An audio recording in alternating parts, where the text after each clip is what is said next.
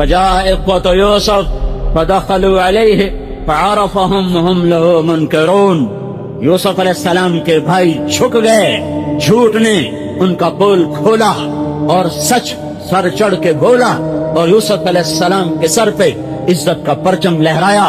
جو تاثیر جھوٹ نے یوسف علیہ السلام کے دور میں دکھائی تھی، وہی تاثیر آج جھوٹے انسان، جھوٹا تاجر، جھوٹا حاکم، جھوٹا قاضی، جھوٹا وکیل، جھوٹا بادشاہ، جھوٹا وزیر، جھوٹا افسر، جھوٹی عورت، جھوٹا انسان، جو بھی جھوٹ بولے گا وہی تاثیر آئے گی اور ذلتیں چھا جائیں گی. اور جو سچ کا دامن پکڑے گا، یوسف علیہ السلام کا سر بلند ہوا، جھنڈا لہرایا. آج کا دور 5000 سال کا کہ کتنا فاصلہ ہے، 3000 سال کا فاصلہ ہے، 3500 سال کا. یہ فاصلے سے سچ کی تاثیر نہیں بدلی. سچ عزت پائے گا، سچ کو عزت دلائے گا، اور دینے والا اللہ ہوگا. وہ سچا حاکم، وہ سچا وزیر، وہ سچا قاضی، وہ سچا وکیل، وہ سچا طبیب، وہ سچا تاجر، وہ سچا ذمہ دار، وہ سچا مرد، وہ سچی عورت، وہ سچا مزدور، وہ سچا ملازم، جو سچ کا سہرا پہنے گا اللہ اسے عزت دے گا. یہ تاثیر نہیں بدلی. زہر تریاق بن سکتا ہے اور تریاق زہر بن سکتا ہے، لیکن سچ ذلت نہیں بن سکتا. جھوٹ عزت نہیں بن سکتا. یہ میرے رب کا عقل اور قطعی فیصلہ ہے. حضرت محمد صلی اللہ علیہ وسلم اللہ کے محبوب بن کر آئے اور ایک پاک زندگی لے کر آئے اور اعمال کی دنیا بسا کر گئے. ایمان بھی بتایا، عمل بھی بتایا، تقوی بھی بتایا، حج بھی بتایا، روزہ بھی بتایا، زکوٰۃ کو بھی بتایا، اخلاق کو بھی بتایا، گھر کے اندر کی زندگی بتائی، باہر کی بتائی، جنگ کر کے دکھائی، امن لا کے دکھایا، صلح کر کے دکھایا، معاف کر کے دکھایا، جھک کے دکھایا، تلوار اٹھا کے دکھایا، مسلح پہ کھڑے ہو کے دکھایا، تہجد پڑھ کے دکھایا، طواف کر کے دکھایا، احرام باندھ کے دکھایا، پڑوسی بن کے دکھایا، باپ بن کے دکھایا، بھائی بن کے دکھایا، قائد بن کے دکھایا، فاتح بن کے دکھایا، مفتوح بن کے بھی دکھایا ہے. زندگی کا کوئی پہلو ایسا نہیں جہاں نور نبوت کی شعائیں نہ پڑی ہوں. ترکتکم علی محجۃ بیضاء لیلھا کنہارھا لا یزیغ عنھا الا ہالک. میں تمہیں روشن راستے پر چھوڑ کے جا رہا ہوں. میرے راستے میں رات بھی نہیں آتی. رات آتی ہے تو دن میں بدل جاتی ہے. اس محبوب نے اللہ کی طرف سے فریضہ ہم پہ عائد کیا. یا ایھا الذین آمنوا کتب علیکم الصیام کما کتب علی الذین من قبلکم لعلکم تتقون. اے ایمان والو، تمہیں بھوکا رہنے کا حکم دیا جا رہا ہے، تمہیں پیاسا رہنے کا حکم دیا جا رہا ہے. کوئی گھبراؤ نہیں، یہ نیا حکم نہیں ہے. ڈرو نہیں، یہ نئی بات نہیں ہے. یہ تم سے پہلے لوگوں کو بھی دیا جا چکا ہے. یہ تم سے پہلے لوگوں سے بھی مطالبہ کیا جا چکا ہے. یہ ایک عمل آیا، اسلام کے 5 ارکان میں سے ایک رکن بن کے آیا. بنی الاسلام علی 5. اسلام کی بنیاد 5 چیزیں ہیں. کلمہ شہادت ہے، نماز ہے، روزہ ہے، زکوٰۃ ہے، حج ہے. 2 کام مالداروں کے ہیں، زکوٰۃ اور حج. 3 کام تمام کا ہے، امیر و غریب ہو، مالدار ہو، عورت ہو، مرد ہو. ایمان بھی فرض، نماز بھی فرض، روزہ بھی فرض ہے. اور رمضان کے مہینے میں ہے، یہ مقدس مبارک مہینہ ہے. اللہ تبارک و تعالیٰ نے پہلی امتوں پر بھی اس کو فرض کیا، ہم پر بھی فرض کیا. اس کی ایک تاثیر بتائی ہے، اس کا ایک اثر بتایا ہے، اس کا ایک ثمرہ بتایا ہے، ایک نتیجہ بتایا ہے، جو بڑا خوبصورت، جو بڑا عالی شان، جو بڑا ذی شان، جو بڑا باوقار، جو میرے بڑے کام کا ہے. دنیا میں سب سے زیادہ میری وہ ضرورت پوری کرنے کا سامان بن جاتا ہے. ایمان والو، روزہ رکھو. تم سے پہلوں نے بھی رکھا تھا. تمہیں بتا دوں، پہلوں کا روزہ اور تھا، ہمارا اور ہے. پہلوں کا روزہ تھا 24 گھنٹے، ہمارا روزہ ہے 12 گھنٹے، 8 گھنٹے، 9 گھنٹے، 10 گھنٹے، 14 گھنٹے.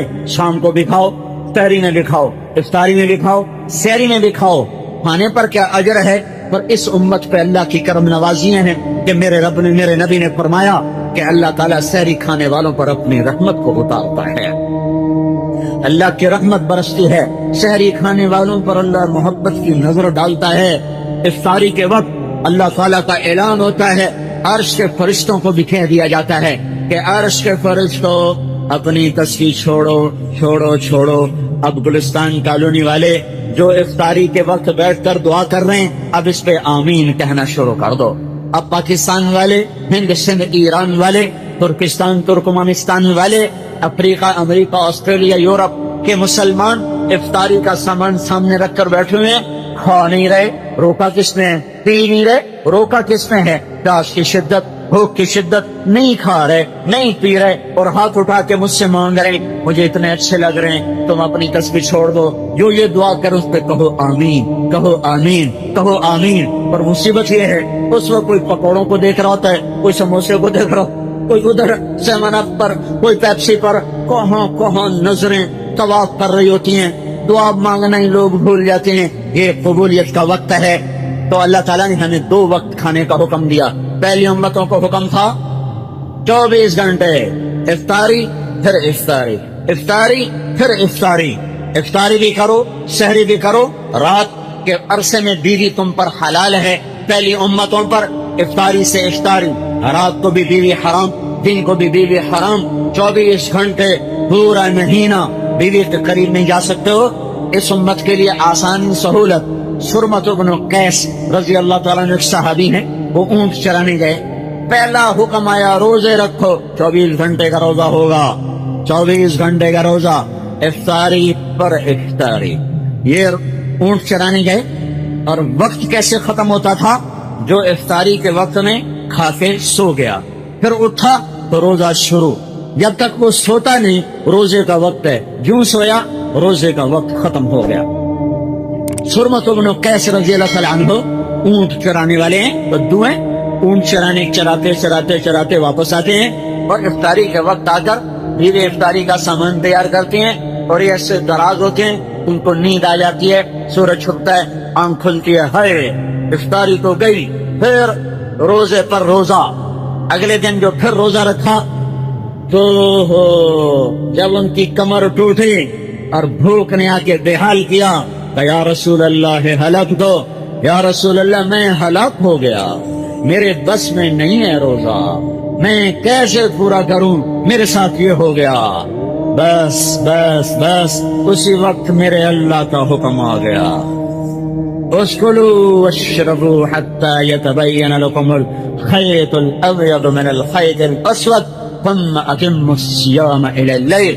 ہاں ہم تمہاری کمزوری دیکھ رہے ہیں، چلو اجازت ہے، اس محبوب کے چہرے کے طفیل ہم تمہیں اجازت دیتے ہیں، اس کی محبت کی وجہ سے ہم تمہیں اجازت دیتے ہیں، سحری بھی کھاؤ، افطاری بھی کھاؤ، سو کے بھی کھاؤ، اٹھ کے بھی کھاؤ، جب تک صبح صادق کا وقت نہیں ہوتا کھاتے رہو پیتے رہو کھاتے رہو۔ اللہ تعالیٰ نے کیا کمال کر دیا اس امت پر۔ روزہ بھی رکھو، بات بھی کرو، پہلی امت کا کتنا شدید روزہ ہے، روزہ بھی رکھو، بولو بھی مت، سچ بھی نہیں بولنا، جھوٹ تو جھوٹ ہے، لب بند، کھانے کا بھی روزہ، بول کا بھی روزہ ہے۔ وہ امت سچ بھی بولتی تھی تو ان کا روزہ ٹوٹ جاتا تھا، یہ وہ امت ہے یہ جھوٹ بھی بولے تو ان کا روزہ نہیں ٹوٹتا، خراب ہو جاتا ہے، فاسد ہو جاتا ہے، اجر کم ہوتا ہے، روزہ نہیں ٹوٹتا۔ پھر اللہ جل جلالہ نے سارے مہینوں کے نام عربوں نے رکھے نا، محرم، صفر، ربیع الاول، ربیع الثانی، جمادی الاول، جمادی الثانی، اور رجب، اور شعبان، اور ذوالقعدہ، اور ذوالحج، یہ سارے نام عربوں نے رکھے ہیں۔ روزے کے مہینے کا نام اللہ نے رکھا ہے، شہر رمضان، شہر رمضان۔ رمضان کا نام آسمانوں سے منتخب ہو کر آیا ہے، روزے کے مہینے کا نام آسمانوں سے منتخب ہو کر آیا ہے، شہر رمضان الذی انزل فیہ القرآن۔ یہ رمضان کا مہینہ ہے جس میں قرآن اترا ہے، انا انزلناہ فی لیلۃ القدر وما ادراک ما لیلۃ القدر، پتہ بھی ہے اس میں لیلۃ القدر بھی ہے، انا انزلناہ فی لیلۃ مبارکہ، تمہیں پتہ بھی ہے یہ مبارک رات بھی اس میں آتی ہے، تمہیں پتہ بھی ہے اس کا نام رمضان کیوں میرے اللہ نے رکھا ہے؟ رمضان کا نام رمضان کیوں رکھا ہے؟ رمضان کا مطلب عجیب و غریب ہے. رمضان کا مطلب ہے جلا دینا، جلا دینا. رمضان کا مطلب ہے جلا دینا. وہ کیا چیز جلتی ہے رمضان میں؟ جب آدمی روزے رکھتا ہے تو پچھلے پورے سال کے گناہ اللہ جلا دیتا ہے. سوا بن گئی، سوا چل گئے، ایک ہوا آئی کہ ہر شے لے گئی، سوا بن گئی. رمضان، رمضان. ارے میرے محبوب کی امت، اس نام کے پر غور کرو کہ میں نے تمہیں کیسا خوبصورت نام دیا ہے، اور بشارت بھی سنائی ہے کہ روزے رکھو گے پچھلے سال کے سب گناہ معاف. سب پہلا روزہ رکھتے ہی، پہلا روزہ رکھتے ہی پچھلے سال کے 30ویں روزے سے لے کر اس روزے تک جتنے کیے تھے صاف. آگ تو جلا کے راکھ بنا دیتی ہے نا. پھاڑ دیے جائیں، پھاڑ دیے جائیں تو نشان موجود ہے نا، کٹھے کر لو. جلا دو تو اب کیا کرو گے؟ جل گئے، راکھ پھونک ماری اڑ گئے. میرا اللہ روزے رکھنے والے کے گناہوں کو راکھ بنا دیتا ہے. کہ میرے رب نے فرض لکم صیامہ وسننت لکم قیامہ. کیا خوبصورت جملہ ہے. میرے اللہ نے فرض لکم صیامہ وسننت لکم قیامہ. میرے رب نے تم پر دن میں روزہ فرض کیا ہے اور میں نے تمہارے لیے رات کو تراویح کی نماز کو سنت قرار دیا ہے. پہلی امتوں کے لیے تراویح نہیں ہے، ہمارے لیے ہے. پہلی امتوں کو تراویح نہیں ملی، ہمارے لیے ہے. پہلی امتوں کے لیے الگ نماز نہیں تھی، ہمارے لیے ہے. یہ نعمت کہاں سے آ گئی؟ یہ دولت کہاں سے آ گئی؟ یہ میرے نبی کے تو پہلا آ گئی. وَسَنَنْتُ لَكُمْ قِيَامَهُ فَرَضَ اللَّهُ لَكُمْ صِيَامَهُ وَسَنَنْتُ لَكُمْ قِيَامَهُ. میرے اللہ نے روزہ فرض کیا، میں نے تراویح کو سنت قرار دیا. یہ کیسی نماز ہے؟ ہائے ہائے، بڑے لوگ دھوکہ کھاتے ہیں، بڑا نقصان کرتے ہیں، بڑا نقصان کرتے ہیں. 2-4 دن تو آ کے پوری پڑھتے ہیں، چوتھے دن جوتے اٹھا کے غائب ہو رہے ہیں. پہلے دن 6 صفحے، پھر 4 دن کے بعد 5.5، پھر اور 2 دن کے بعد 5، پھر 4.5، پھر آخر میں 3 صفحے آ کر ٹکتی ہیں. یہ کتنا بڑا نقصان کر کے لوگ جا رہے ہیں. میرے نبی کا فرمان ہے تراویح کے ایک سجدے پر 1500 نیکی لکھی جاتی ہے. ہر سجدے پر 1500 نیکی. عائشہ مسجد میں اشتہار لگ جائے. عائشہ مسجد تو چھوٹی سی ہے، یہ جو فیصل آباد کا مرکز بنا ہے یہ میرے خیال میں سارے پنجاب کی سب سے بڑی مسجد ہوگی تاحال. اس میں اشتہار لگ جائے فی سجدہ تراویح 150 روپیہ انعام دیا جائے گا. اللہ کے فضل نال چھوٹے نال لڑائی ہو گئی. دادے نانے بھی کھینچ کے لے آئیں گے، دادا چل تو آج میرے نال. پوتریاں دی لڑائی، دوتریاں دی لڑائی. کوئی نانے نو چاہی جاندا، کوئی دادے نو چاہی جاندا، کوئی نانے نو نہیں چاہ کے لے جاسے. ایک بار ٹور پہ صحیح ساڈے نال. میرے اللہ نے اعلان کیا، میرے نبی نے اعلان کیا، ہر سجدے پر 1500 نیکی. ہر سجدے پر جنت میں ایک گھر سرخ یاقوت کا جس کے 60,000 سونے چاندی کے دروازے ہوں گے. ہر دروازے پر تمہارے خدام ایسے کھڑے ہوئے چوک چوبند. اور ہر سجدے پر یہ تیسری فضیلت تراویح کے ساتھ نہیں، تیسری فضیلت دن میں سجدہ کرے، رات کو سجدہ کرے، تہجد میں سجدہ کرے، فرض میں کرے، واجب میں کرے، سنت میں کرے، نفل میں کرے، سجدہ وہ سجدہ تلاوت کرے، سجدہ سہو کرے. یہ ہر سجدے کے ساتھ ہے. ہر سجدے کے ساتھ جنت میں ایک درخت اللہ لگاتا ہے جس کے نیچے 100 سال گھوڑا دوڑ سکے گا. ہاں بھائی، کتنا نقصان ہوا جنہوں نے بالکل نہ پڑھی، روزانہ 60,000 کا نقصان. جنہوں نے 2-4 دن پڑھی، ضرب تقسیم کرتے جاؤ. میں نے موٹا موٹا حساب بتا دیا ہے. 8 پڑھ کے بہت سا مجمع نکل جاتا ہے. کیوں جا رہے ہو؟ کہاں جا رہے ہو؟ وہاں گھر جا کے کیا کرنا ہے؟ 8 تراویح کے بعد مشکل سے پونا گھنٹہ باقی ہوتا ہے، مشکل سے پونا گھنٹہ. تھوڑا سا اپنے آپ کو قابو میں رکھ لو. اتنی بڑی دھن دولت تمہارے قدموں پہ اللہ قربان کرنے والا ہے. اتنے بڑے خزانے اللہ تمہارے قدموں پہ قربان کرنے والا ہے، اور میرے اللہ کا اتنا حق بھی نہیں بنتا کہ وہ سال میں ایک دفعہ کہے میرا قرآن تو سن لو۔ ایک ہی دفعہ سن لے یار، میرا بندہ ایک دفعہ تو سن لے۔ محبوب کا خط آتا ہے 20 دفعہ پڑھتے ہو۔ حرام قرار دے دیا موسیقی کو، گناہ کبیرہ قرار دے دیا موسیقی کو، اور کسی قوم کے تباہ ہونے کی آخری نشانی گانا بجانا ہے۔ کسی قوم کے تباہ ہونے کی آخری نشانی گانا بجانا ہے۔ اندھے ہو گئے لکھنے والے کہ موسیقی روح کی غذا ہے۔ چند دن پہلے میں رائمنڈ میں تھا، جو پہلے 15 کبیرہ قرار دے دیا موسیقی کو، اور کسی قوم کے تباہ ہونے کی آخری نشانی گانا بجانا ہے۔ کسی قوم کے تباہ ہونے کی آخری نشانی گانا بجانا ہے۔ اندھے ہو گئے لکھنے والے کہ موسیقی روح کی غذا ہے۔ چند دن پہلے میں وقت میں رائمنڈ میں ہوتا ہوں، 18 کو آتا ہوں، مجھے ایک گلوکار ملنے آیا، وہ بھی بڑا مشہور گلوکار ہے، جنید کے حوالے سے آیا۔ کہا جی مولانا صاحب دل پریشان ہے، سینہ بند ہے، میں یہ کام چھوڑنا چاہتا ہوں، مجھے کوئی راستہ بتائیں۔ آپ نے جنید کو کیا وظیفہ بتایا تھا، مجھے بھی وہ وظیفہ بتائیں، میں یہ چھوڑنا چاہتا ہوں، اس میں سوائے ندامت حسرت کہ کچھ نہیں ہے۔ جو یہ کہتا ہے کہ موسیقی میں سکون ملتا ہے، میں قسم کھاتا ہوں اللہ کی وہ بکواس کرتا ہے، میں خود گانے والا ہوں، کچھ نہیں ندامت و حسرت کے سوا، میں چھوڑنا چاہتا ہوں۔ میں کیسے چھوڑوں؟ میں نے کہا اس کا وظیفہ کوئی نہیں ہے، اس کے لیے قربانی ہے، اس کے لیے ماحول کا بدلنا ہے، اس کے لیے محکم بنیادوں پہ محنت ہے، جو کرتا اللہ تعالیٰ اس کے لیے راہیں کھولتا ہے۔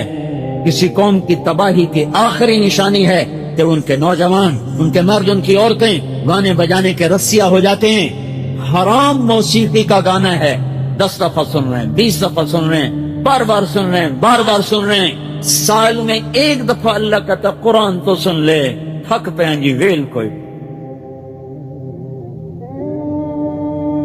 بھائیو جبکہ پیچھے اتنا کچھ اللہ دینے کا اعلان کر رہا ہو کہ آؤ تو صحیح اس کے در پر۔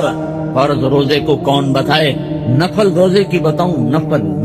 نفل رکھو نہ رکھو تمہاری مرضی۔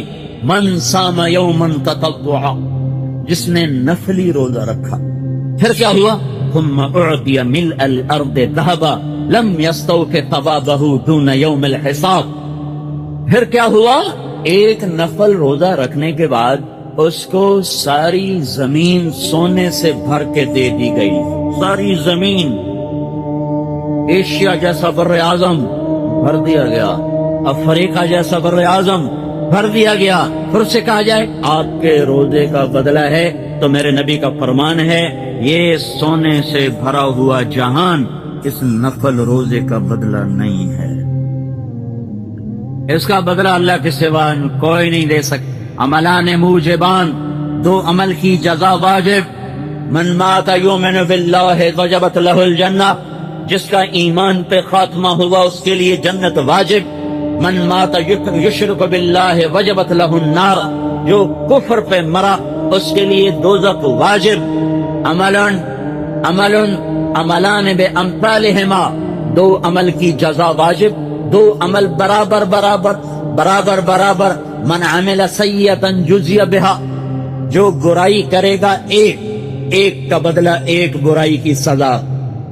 من ہم بحسنۃ جزی بہا، جو نیکی کا ارادہ کرے گا 1 نیکی لکھی جائے گی۔ عملان بامثالہما، 2 عمل کی جزا برابر۔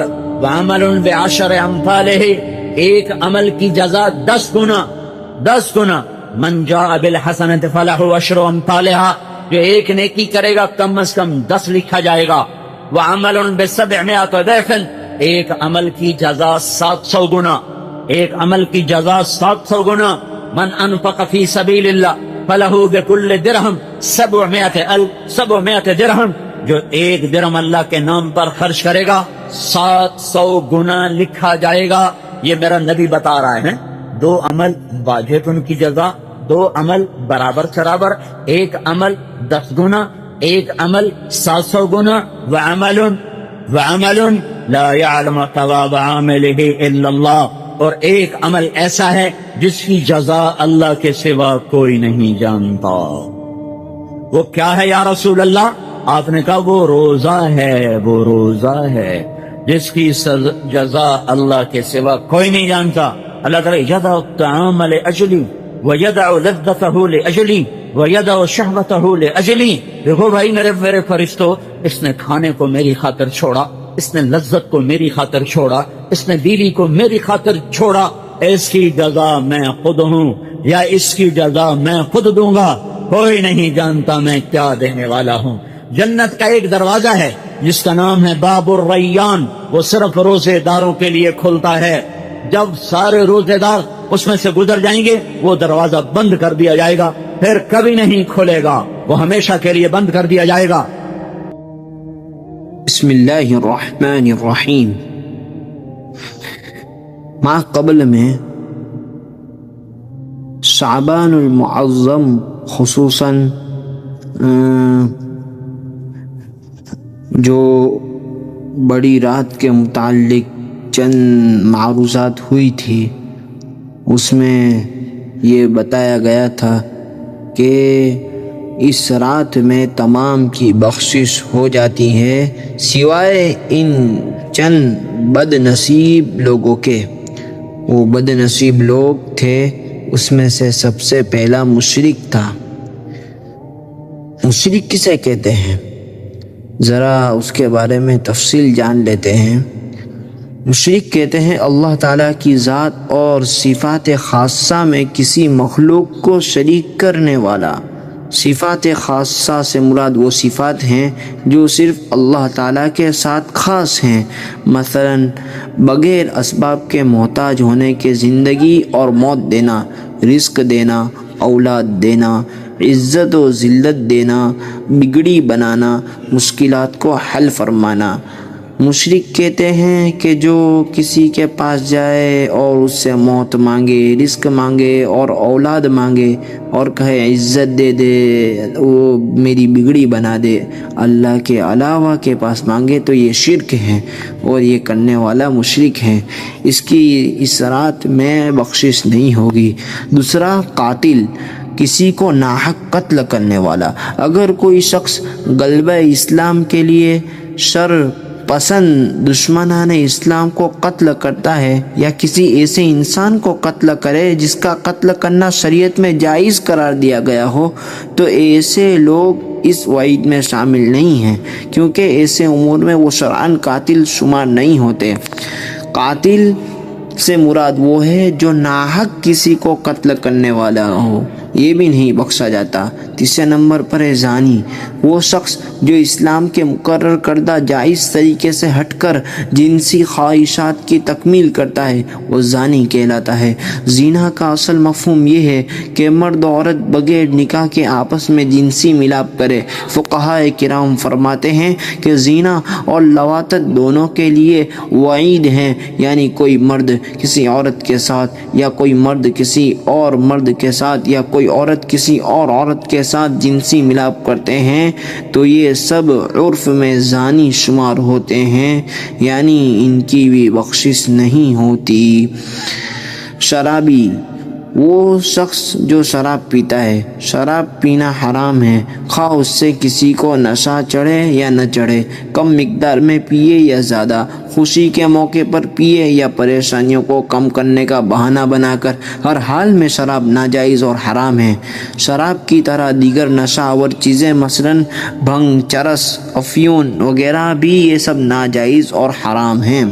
اور متکبر، وہ شخص جو حق بات کو ضد و عناد کی وجہ سے قبول نہ کرے اور غلط نظریات پر جمع رہے، اپنے سے کم حیثیت لوگوں کو حقارت کی نگاہ سے دیکھے، غرور، گھمنڈ، تعلی اور عنایت کی وجہ سے اس کی گردن اکڑی رہتی ہو، دوسروں کو کمتر اور خود کو برتر سمجھنے والا شخص متکبر کہلاتا ہے۔ اللہ کے نبی صلی اللہ علیہ وسلم نے فرمایا، وہ شخص جنت میں داخل نہیں ہوگا جس کے دل میں رائی کے دانے دانے کے برابر بھی کبر ہوگا۔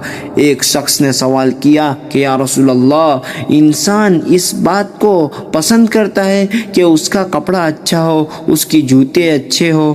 آپ صلی اللہ علیہ وسلم نے ارشاد فرمایا اس میں کوئی حرج کی بات نہیں، کیونکہ بے شک اللہ تعالیٰ خود خوبصورت ہے اور خوبصورتی کو تو پسند فرماتا ہے، اس لیے ان باتوں کا تکبر سے کوئی تعلق نہیں۔ ہاں، کبر یہ ہے کہ انسان حق بات کا انکار کرے اور مخلوق خدا کو اپنے سے کمتر سمجھے۔